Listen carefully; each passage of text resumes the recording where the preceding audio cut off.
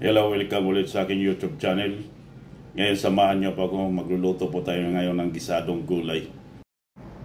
Ngayon gigisa na po tayo ng bawang at sibuyas. Huwag po nating hayaang masunog yung ating sibuyas at bawang dahil papait po ang lasa ng ating gulay. Ayan na siya. Oh. Okay, ngayon ilalagay na po natin yung ating patatas. Ayun. Yung patatas na inihiwa kong pa-strips. Tapos susunod pa yung carrots.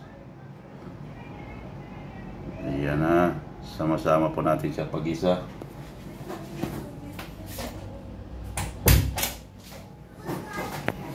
Ayun. At tatakpan po natin ulit. Ngayon, medyo malambot na siya. Isusunod po natin yung ating string beans. Ayun, na pinupuputol-putol ko para masarap yung ating gulay na gisado.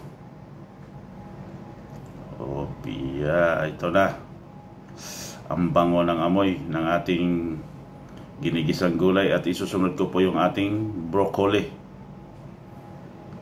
Ayan na, ang ganda po ng kulay ng ating gisadong gulay. Colorful na po siya. Then, sige, sangkotsa lang. Halo-halo lang yan para pang pasarap. At wag po nating i-overcook. Ayun na po siya. Lalagyan ko po siya ng 2 cup nung pang takal ng bigas para pang saing sa rice cooker ang ginagamit kong pantakal ng tubig. 2 ganon. At yun, halo-halo lang ng mix lang. Halo-halo mix. Okay. Ngayon, pa half cook na po yung ating gulay. Lalagyan ko po siya ng paminta or black pepper. Para pampabango sa ating niluluto. Ayan na siya. Ang bango na ng amoy. At lalagyan po natin siya ng soy sauce. Ayun, konting soy sauce lang. Pampakulay, pampalasa, pampasarap, pampagana sa kain. At ito yung aking chopped grilled chicken. Chicken breast po yan. Iniihaw ko lang sa kawali ng half cook. Tapos